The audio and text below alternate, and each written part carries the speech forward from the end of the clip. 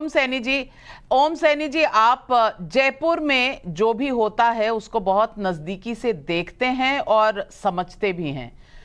आपको क्या लगता है इस बार का मुख्यमंत्री राजस्थान में कौन होगा? वसुंधरा राजे जो 2 बार पहले भी रह चुकी हैं, दावेदार हैं, या कोई नया चेहरा? क्योंकि ये नई बीजेपी है और नई बीजेपी में नया चेहरा, नई उम्मीद एक बहुत इंपॉर्टेंट कॉर्नरस्टोन है।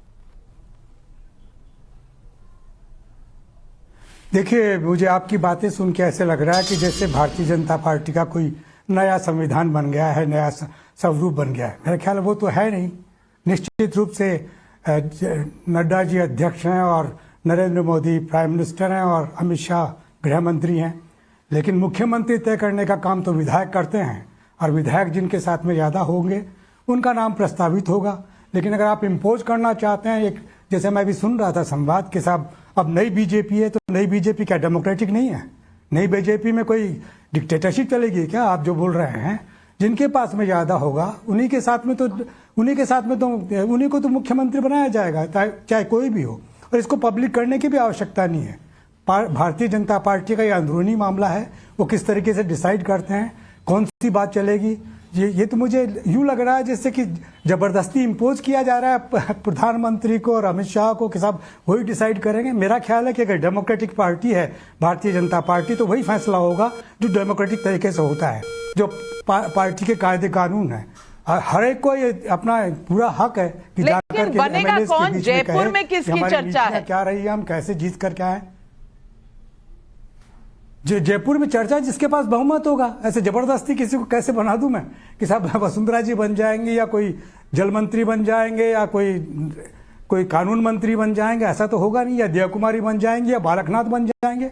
मेरा ख्याल है कि राजस्थान में इस तरीके से मैंडेट को स्वीकार नहीं किया जाएगा जिस तरह का आप लोग चर्चा कर रहे हैं। निश्चित रूप से डेमोक्रेटिक तरीके से जो काम होगा उसी को स्वीकार किया जाएगा। जिसको भी बहुमत चाहेगा वो बनेगा। अगर बहुमत को इनकार करके और आपने अगर डिक्टेटर की तरीके से बिहेव किया तो राजस्थान में इसको स्वीकार, मेरा ख्याल है भारतीय जनता पार्टी में भी नहीं स्वीकार किया जाएगा।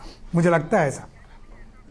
रेणु मित्तल जी, आपके क्या आकलन है, आपके सूत्र क्या बता रहे हैं? क्योंकि आप भी राजस्थान में बहुत दिलचस्पी रखती हैं।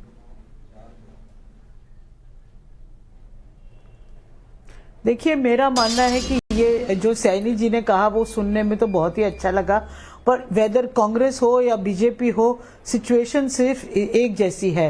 लीडरशिप डिसाइड करता है, उसके बाद एक फॉर्मेलिटी होती है, ऑब्जर्वर्स भेजे जाते हैं, सीएलपी की मीटिंग बुलाई जाती है, कुछ लोगों से बात होती है और फिर डिसीजन अनाउंस हो जाता है। यहाँ पर भी यही होगा।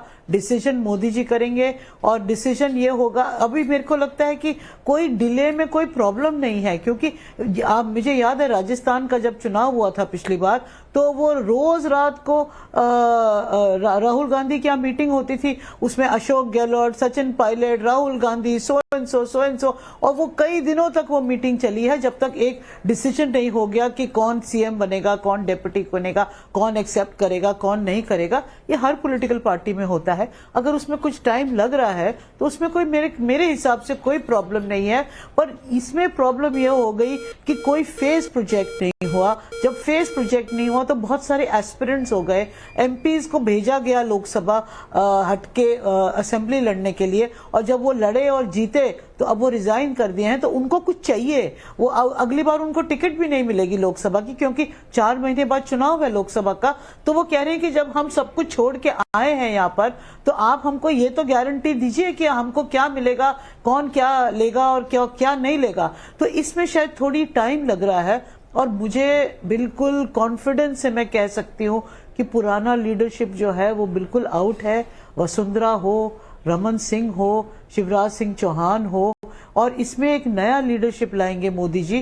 क्योंकि अब नई बीजेपी है या नहीं मुझे नहीं पता, पर एक उनको अपने लिए एक लॉयलिस्ट लोग चाहिए। ये पुराने लोग हैं जो अपने हिसाब से काम करते हैं, और इसमें जो है इसीलिए इतना टाइम लग रहा है। वसुंधरा को नहीं बनाना है, इसमें इसका फोकस है। अब वो कास्ट कॉम्बिनेशंस देखेंगे, किसके पास सपोर्ट है, नहीं है, कौन आगे जाके लोकसभा में उनकी मदद कर सकता है। बहुत सही कह रही हैं आप रेणु मित्तल जी।